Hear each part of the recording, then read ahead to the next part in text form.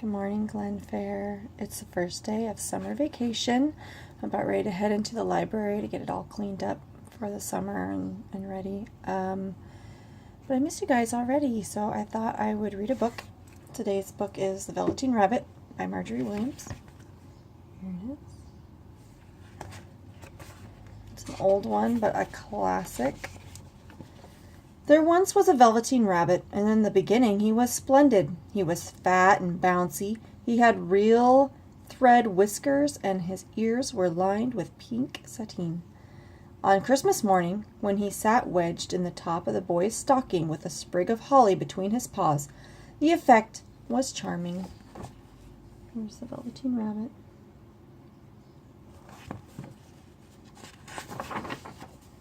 For a long time he lived in the toy cupboard in the nursery. Being only made of velveteen, some of the expensive mechanical toys quite snubbed him and pretended they were real. "What is real?" asked the Velveteen Rabbit one day. "Does it mean having things that buzz inside you and a stick-on handle?" There's some of the mechanical toys. And there's the Velveteen Rabbit in the cupboard.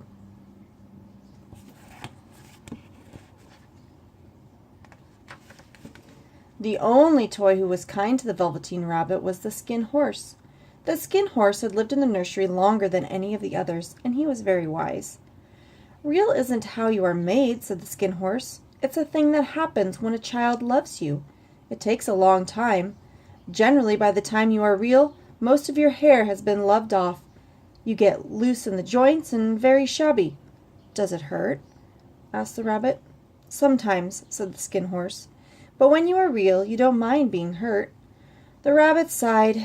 He longed to become real, and yet the idea of growing shabby was rather sad.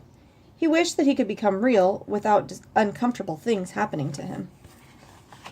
Here's the Velveteen Rabbit talking to the Skin Horse.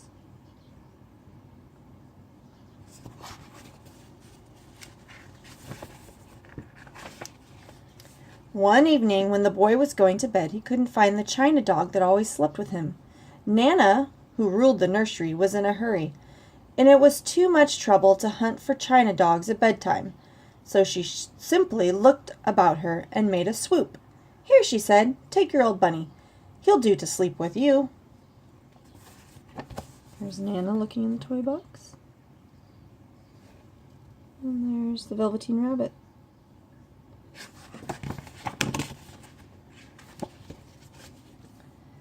That night, and for many nights after, the Velveteen Rabbit slept in the boy's bed.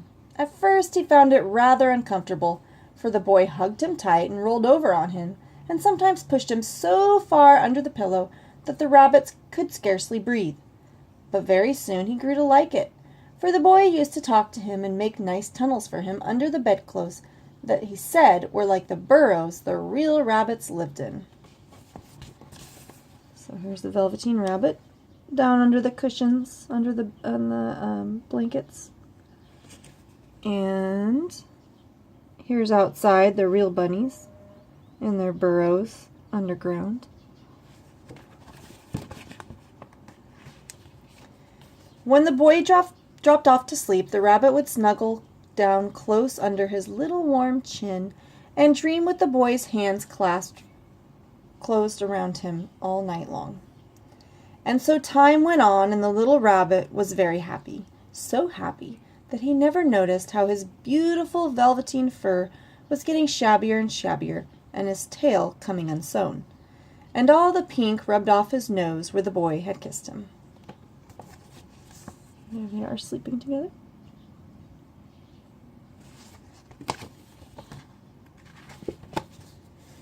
Near the house where they lived there was a woods, and in the warm summer evenings the boy liked to go there after tea to play. He took the Velveteen Rabbit with him, and before he wandered off to pick flowers or play at pirates among the trees, he always made the rabbit a little nest where he could be quite cozy. There's the rabbit in his little nest. There's the boy off playing pirates.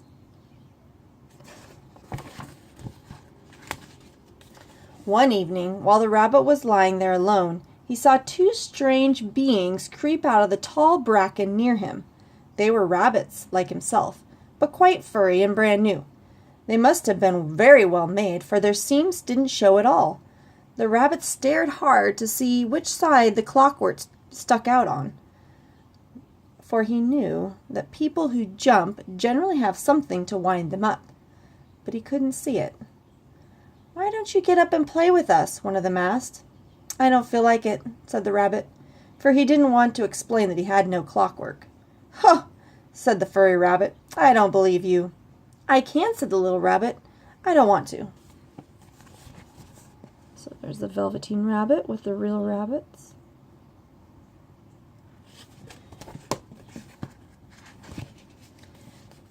But wild rabbits have very sharp eyes, and this one stretched out his neck and looked. "He hasn't got any hind legs. Fancy a rabbit without any hind legs." And he began to laugh. "He doesn't smell right. He isn't a rabbit at all. He isn't real." The little rabbit nearly began to cry. Just then the boy ran past them. With a stamp of feet and a flash of white tails, the two strange rabbits disappeared. "Come back and play with me," called the little rabbit. "Oh, do come back." But there was no answer. The Velveteen Rabbit was all alone. For a long time he lay very still, hoping that they would come back, but they never returned. And presently the boy came and carried him home. There he is.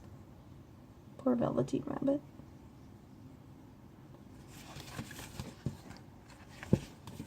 Weeks passed, and the little rabbit grew very shabby and old. He even began to lose his shape, and he scarcely looked like a rabbit any more, except to the boy.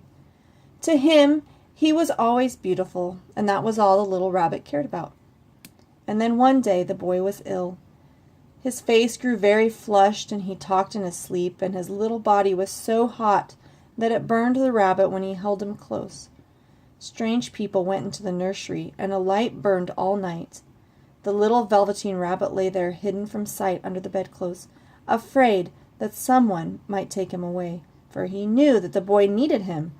It was a long, weary time. Looks like the doctor coming downstairs with his bag.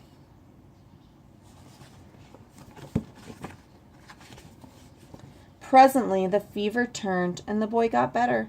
He was able to sit up in bed and look at picture books, while the little rabbit cuddled close to his side. And one day they let him get up and dress. It was a bright sunny morning, and they had carried the boy out onto the balcony. The boy was going to the seaside tomorrow.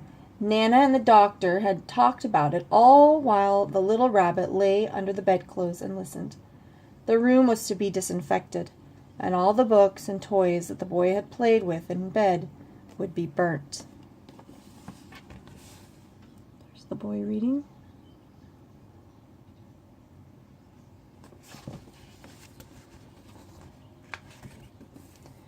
Just then Nana caught sight of the rabbit. "How about that old bunny?" she asked. "That?" said the doctor. "Why, it's a mess of scarlet fever germs. Burn it at once." So the little rabbit was put into a sack with the old picture books and a lot of rubbish, and carried out to the end of the garden. The gardener promised to come early the next morning and burn the whole lot. There's Nana with the doctor. That night the boy slept in a different bedroom with a splendid new bunny, all white plush with real glass eyes. There's the new bunny.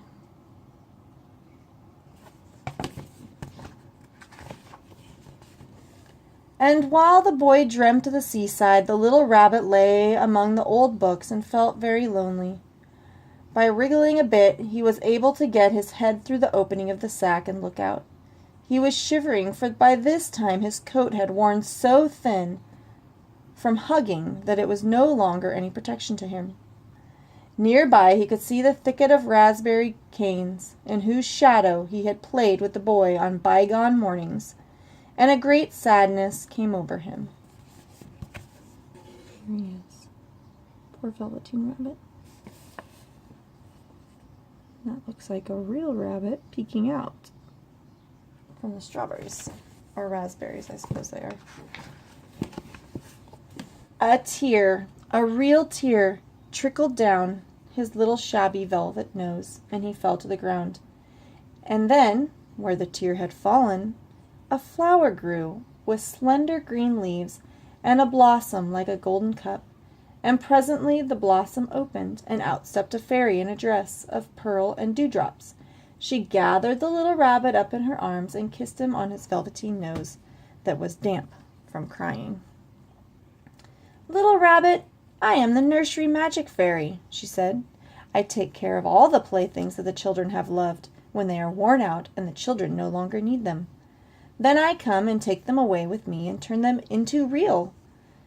And she held the little rabbit close in her arms and flew with him into the wood, to the open glade between the tree trunks where the wild rabbits danced. There's the Velveteen Rabbit with the fairy. There's the flowers she came out of.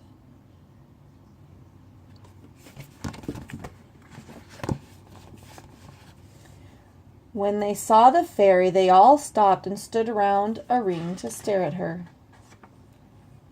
"I've brought you a new playfellow," the fairy said. "You must be very kind to him and teach him all he needs to know, for he is going to live with you forever and ever." And she kissed the little rabbit again and put him down in the grass. "Run and play, little rabbit," she said. But the little rabbit sat quite still. He remembered about his hind legs, and he didn't want the other rabbits to see that he didn't have any. He did not know that the fairy had changed him altogether. But just then something tickled his nose, and before he thought what he was doing, he lifted his hind toe to scratch it. And he found that he actually had hind legs. He gave one leap, and he grew so excited that at last he didn't stop to look for the fairy. She had gone. He was a real rabbit at last. There's the fairy flying away. There's all the rabbits.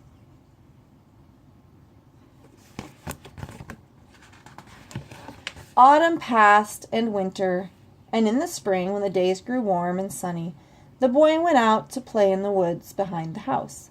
And while he was playing, a rabbit crept out from the bracken and peeped at him. And about his little soft nose and his round black eyes there was something familiar, so that the boy thought to himself, "Why, he looks just like my old bunny that was lost when I had scarlet fever." But he never knew that it really was his own bunny, come back to look at the child that had helped him be real. There's our Velveteen Rabbit peeking out. And that's the end of our story. Kind of sweet, huh? Well, enjoy your summer, my friends, and don't forget to read. Bye.